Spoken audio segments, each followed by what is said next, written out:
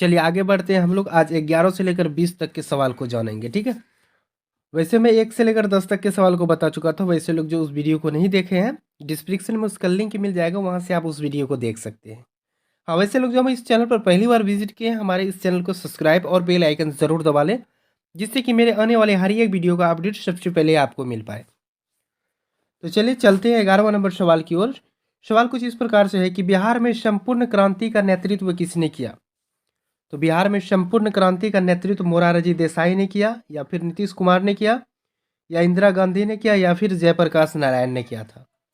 तो बिहार में संपूर्ण क्रांति का नेतृत्व जयप्रकाश नारायण ने किया था, ठीक है। चलिए आगे चलते हैं हम लोग।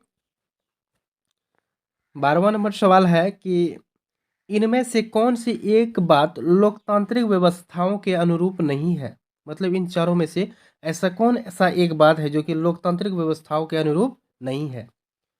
कानून के समक्ष समानता, या फिर स्वतंत्र एवं निष्पक्ष चुनाव, या फिर उत्तरदायी शासन व्यवस्था, या फिर बहुसंख्यकों का शासन। तो कौन सा हो जाएगा। बहुसंख्यकों का शासन जो है लोकतांत्रिक व्यवस्थाओं के अनुरूप नहीं है। चलिए 13 नंबर सवाल की ओर चलते हैं हम लोग। 13 नंबर सवाल है कि भारत एक लोकतांत्रिक राज्य है, निम्नलिखित में से किस में यह घोषणा किया गया था। भारत एक लोकतांत्रिक राज्य है, आखिर इन चारों में से कहाँ पर घोषणा किया गया था। प्रस्तावना में, या फिर पाठ में, या फिर कानूनी पुस्तक में, या फिर नागरिक शास्त्र में मतलब घोषणा किया गया था। तो भारत एक लोकतांत्रिक राज्य है, ये जो है प्रस्तावना में क्या किया गया था, घोषणा किया गया था, ठीक है। चलिए 14 नंबर सवाल की ओर चलते हैं हम लोग। 14वां सवाल है कि किस लोकसभा चुनाव के बाद महिलाओं की भागीदारी 10% से अधिक हो गई। आखिर कौन सा लोकसभा का चुनाव के बाद जो है महिलाओं का भागीदारी कितना हो गया था, 10% से अधिक हो गया था। 16वीं लोकसभा, 15वीं लोकसभा, 17वीं लोकसभा, या फिर 20वीं लोकसभा। तो भाई साहब कौन सा हो जाएगा इसमें। 15वीं लोकसभा चुनाव के बाद जो है महिलाओं की भागीदारी 10% से क्या हो गई थी, अधिक हो गई थी, ठीक है। चलिए आगे चलते हम लोग 15 नंबर सवाल में। निम्नलिखित में कौन राष्ट्रीय दल है। निम्नलिखित में जो है कौन एक क्या है, राष्ट्रीय दल है। जनता दल यू है, या फिर डीएमए है, या फिर लोक जनशक्ति पार्टी है, या फिर भारतीय जनता पार्टी है। तो कौन सा राष्ट्रीय दल है, भारतीय जनता पार्टी एक कौन सा दल है, राष्ट्रीय दल है, ठीक है। चलिए 16 नंबर सवाल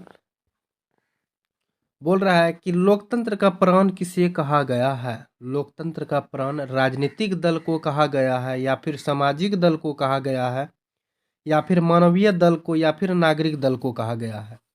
तो लोकतंत्र का प्राण किसे कहा गया है, राजनीतिक दल को लोकतंत्र का प्राण कहा जाता है या कहा गया है, ठीक है। चलिए 17 सवाल की ओर चलते हैं। 17वां सवाल है कि भारत में संघ एवं राज्य के बीच, भारत में संघ एवं राज्यों के बीच अधिकारों का विभाजन कितनी सूचियों में हुआ। आखिर कितनी सूची में हुआ, 3 सूचियों में, 2 सूचियों में, या फिर एक ही सूचियों में, या फिर 4 सूचियों में। तो भाई साहब भारत में संघ एवं राज्यों के बीच अधिकारों का विभाजन 3 सूचियों में हुआ था। कितने सूचियों में हुआ था, 3 सूचियों में। आप लोग भी हमारे साथ जवाब दे रहे हैं ना, तो बेहतर होगा अगर आप हमारे साथ जवाब दे तो, ठीक है। चलिए 18 नंबर सवाल है, निम्नलिखित में कौन लोकतंत्र में रंगभेद के विरोधी नहीं थे। आखिर इन चारों में से कौन थे ऐसे जो कि लोकतंत्र में रंगभेद के विरोधी नहीं थे।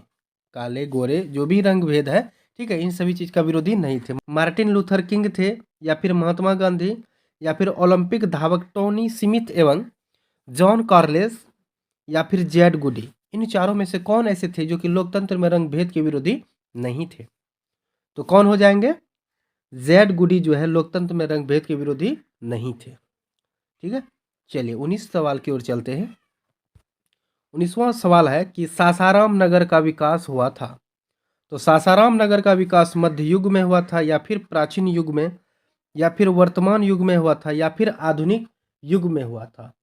तो सासाराम नगर का विकास जो है कब हुआ था, मध्य युग में सासाराम नगर का विकास हुआ था, ठीक है। चलिए अंतिम और लास्ट सवाल की ओर चलते हैं हम लोग। बोल रहे हैं अविभाजित बिहार में, यानी कि जब बिहार का विभाजन नहीं हुआ था उस समय निम्नलिखित में कौन एकमात्र नियोजित नगर था? ऐसा कौन सा एकमात्र कौन सा नगर था? नियोजित नगर था। पटना था, या फिर मुंगेर, या फिर जमशेदपुर, या फिर गया। तो भाई साहब अविभाजित बिहार में जो है एकमात्र नियोजित नगर कौन सा था?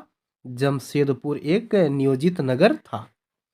तो चलिए यहाँ में आप लोगों को कुल मिलाकर पिछले वीडियो में आपको 10 और इस वीडियो में आपको कुल 10 हो गया, मतलब कुल मिलाकर मैं आपको 20 ऑब्जेक्टिव सवाल का सॉल्यूशन करवा चुका हूँ। आई होप कि आपको इन 20 सवाल को बहुत बेहतरीन तरीका से समझ में आ गया होगा, प्लस आपका तैयारी भी बेहतरीन तरीका से हो रहा होगा। तो चलिए मिलते हैं अगले नेक्स्ट वीडियो में, तब तक के लिए हमें इजाज़त दें। जय हिंद।